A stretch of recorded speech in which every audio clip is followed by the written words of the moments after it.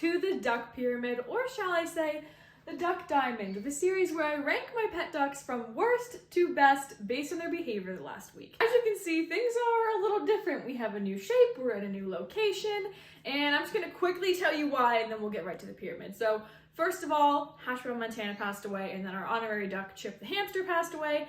That left me with 8, and I was like, okay, who am I gonna put on a pyramid that has 10 spots? At one point, I literally put my snail on there. Snails don't do anything. Like, they don't have names. So I just felt like I didn't have enough material to really do a good job making the pyramid. But now I have 12 ducks, which is great, except you can't make a pyramid out of 12. So we have diamond shape, which I think works really good because I can literally make one duck the absolute worst duck. Like this duck right here, bad duck. We can be like, that duck was the absolute worst this week. It's not a row of bad ducks, it's the bad duck. So without further ado, let's get started with the first episode of the Duck Diamond. At the absolute very bottom of the Duck Diamond this week, we have Pumpkin. Pumpkin did something that I don't even want to talk about on the internet, but she deserves to be shamed for her actions, so let's get into it. The ducks were playing in the stream like usual, swimming, eating dirt, doing duck things. Well, all of a sudden I see Pumpkin grab something and run, and I was like, what is in your mouth? That looks really weird. I initially thought it was like a salamander or something because it had like little legs. And so I chase after her and I'm like, Pumpkin, put that down right now. Pumpkin, drop it. Because I don't know what it is. And like some things maybe could be poisonous. So she's running. And now all the other ducks are chasing her too because they know that she has something good because she's running away with it. So they're like, we want to eat whatever you're trying to eat. She pulled a frog out of hibernation. This poor frog was in a deep sleep, or whatever it is that frogs do, chilling in the stream, and she ripped it out and woke it up. And the poor frog was so dazed and confused. It was acting strange. So I feel horrible for this poor frog, and I'm like Googling what happens when a frog is awoken from hibernation too early, and it turns out they usually can't survive because I guess it takes a lot. I'm not a frog expert, okay? But it takes a lot of energy to go into hibernation, and then once they wake up, they might be able to go back into it, but they don't have enough like energy stored to survive, especially if it freezes again, and it's definitely gonna freeze here again. Luckily though, the frogs seem to be unharmed from Pumpkin, but in case you're wondering, he's alive and well. Pumpkin, on the other hand, I don't know if I'm ever gonna forgive her for that. That was really bad. Moving on though, we have Sugar. Sugar earned herself a spot here because of, first of all, her poor attitude to life in general, but second of all of a sudden, out of nowhere, every time Sugar and the rest of the ducks go in the stream, Sugar starts begging Maple to mate with her in front of Munchkin and Mr. Whip. This is really odd if you don't know the love triangle of my ducks, but Munchkin and Maple are married. Sugar and Mr. Whip are in an off and on again relationship, but I feel like Sugar's just doing this to make Mr. Whip jealous, and it's really weird because Maple, like, harms Sugar in the springtime when he mates with her. So I wouldn't think that she would be encouraging that behavior, but she is. So that's why she's here.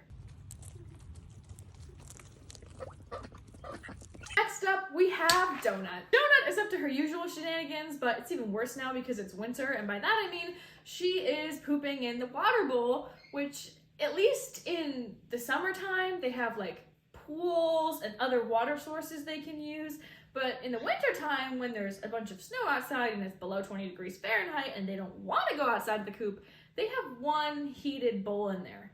So if she poops in it, it's gross for the rest of the day. And the thing is, the ducks literally eat dirt. Like, they don't care that she's swimming in their water bowl, but I care. So I'm putting her down here. And next up, we have Brownie. Now, this might actually be some of your first times seeing Brownie.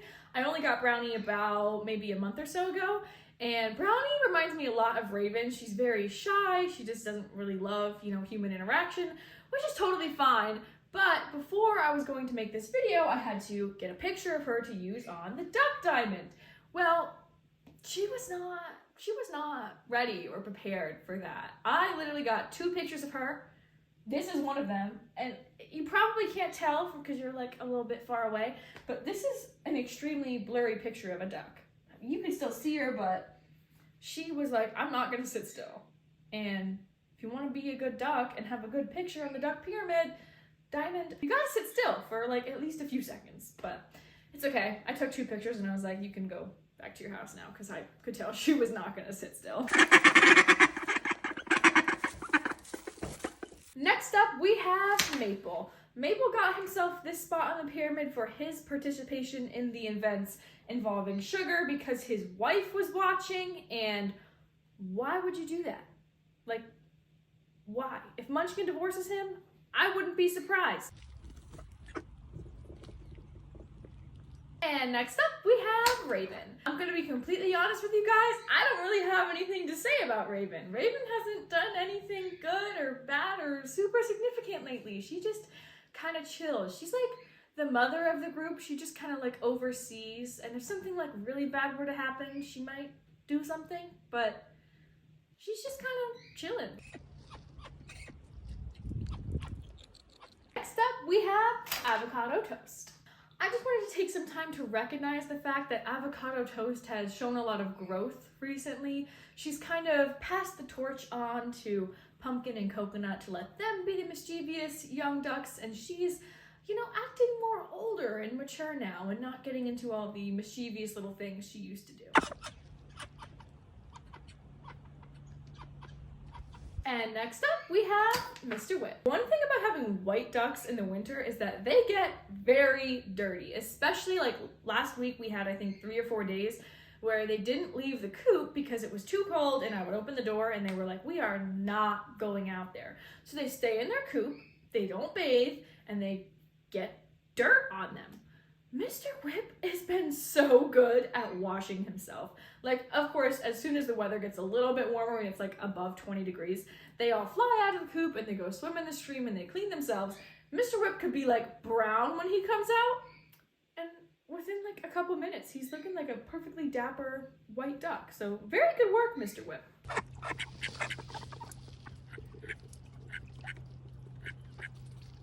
Lastly, for this row, we have Bubbles. So recently we've been having a hawk come around the area, and whenever a certain duck alerts and says, hey guys, there's a hawk around, we should probably go into the coop now or into the pen now, Bubbles is always the first duck to run into the coop or the pen, which is very good. It's a good self-preservation technique because once the ducks are in the coop or the pen, they are, hopefully, safe from predators. So shout out to Bubbles for being the leader of the pack and always being the first to get in. It might just be because she's the most scared of getting eaten, but honestly, there's nothing wrong with that. Good for you, Bubbles. Protect yourself. Which brings me to our next row. We have Coconut. You may have seen the video where Coconut sees snow for the first time and absolutely hates it. She doesn't just hate it, she's terrified of it, because Coconut didn't just walk out into the snow like every other duck I've had the first time they see snow. No, she didn't even look before she just booked it and flew out of the coop, landed in snow. The snow was pretty deep. She couldn't see anything except snow, which is really weird because normally she would see all these things she's familiar with. Nothing looks the same. She's terrified. She's terrified of me. I had a hard time catching her. Coconut has not had a good relationship with snow ever since then.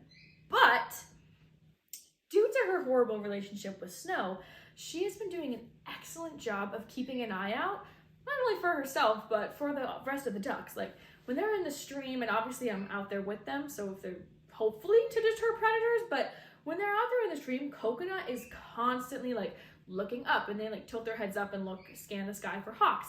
And when there is one, she alerts so fast. But also, she's constantly like almost like standing up as tall as she can and looking out over the snow to like do a safety check. And I'm just like, oh, you're so good. Thank you for watching out for your friends. Or maybe you're just terrified of the snow. But either way, very good work. And I appreciate her doing that because ducks actually have better vision than I do. So they can actually see like hawks and other birds higher up in the sky than I actually can. So it's pretty cool. And thank you for that, Coconut.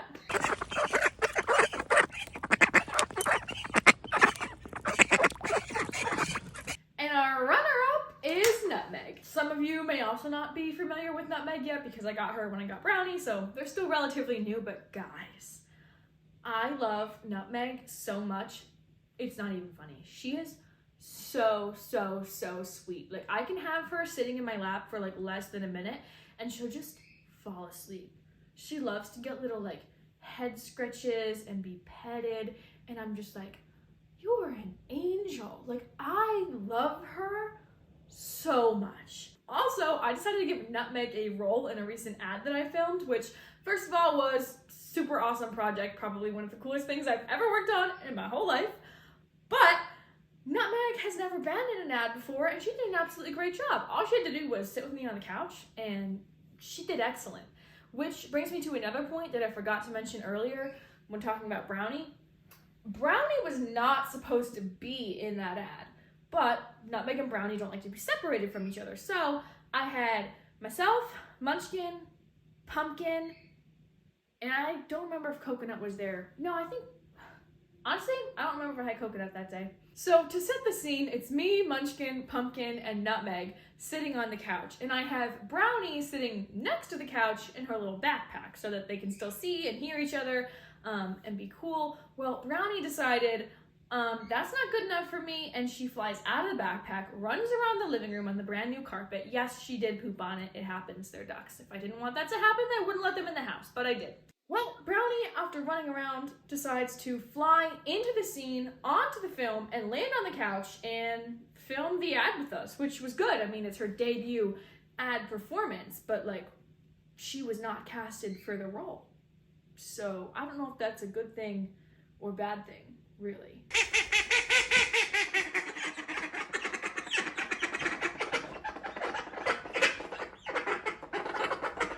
That's nice. That's really lovely. But back to Nutmeg. Nutmeg is absolutely amazing. I love her. Angel. Just a good duck all around.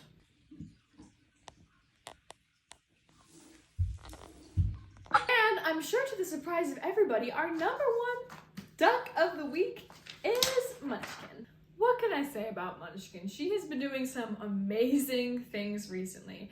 She was also involved in filming my ad for migration. We filmed another ad that I can't tell you about yet. She's been doing a bunch of cameos, and she's been an extremely big help with filming promotions for my book, which I actually haven't had a chance to talk about on a duck pyramid / diamond yet, so I'm gonna tell you about it real quick. My book is called Raising Ducks for Beginners and Beyond, and it takes you through every stage and season of a duck's life and teaches you how to be a good duck parent. I am so excited about it. I've been working on it for over a year and a half now, and it's actually available for pre-order now, so you can be one of the first to get a physical copy in hand when it comes out if you pre-order it, so I would really appreciate it if you did that. And I just want to say Munchkin has done a great job in helping me with filming videos to promote the book, so thank you very much, Munchkin. But beyond all of that, I am just really grateful for everything that Munchkin has done for me thus far, because as I mentioned earlier, we moved, we're in a new setting filming this video, and in order for the ducks to move over here, I have to build them a whole new coop and pen, because the one we have now isn't movable because it's like cemented into the ground, which was great at keeping it predator resistant, but it's not great when I have to move and new place does not have a duck coop. So with Munchkin being an absolute gem and doing a great performance for these ads and cameos and things, it really helps me with being able to afford to build a brand new coop and pen here. So thank you so much, Munchkin. You deserve everything and extra worms and ice water this week and every work for all of your hard work.